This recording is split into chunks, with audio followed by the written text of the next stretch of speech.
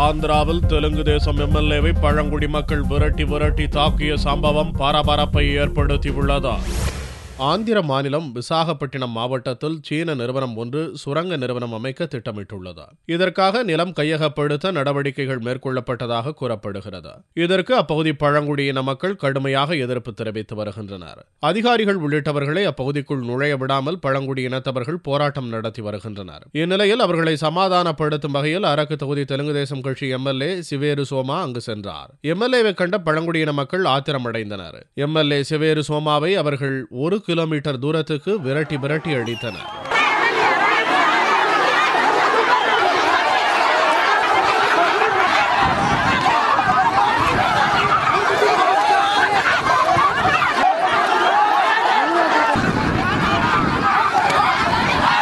MLA மீது சாணம் வீசி தாக்கினர். அடி உதையுடன் அங்கிருந்து அவர் துரத்தி அடிக்கப்பட்டார். எம்எல்ஏவுடன் வந்த கட்சிக்காரர்கள் மீதும் பழங்குடியினத்தவர்கள் தாக்குதல் நடத்தினர். வாகனங்களையும் அவர்கள் அடித்து நொறுக்கினர்.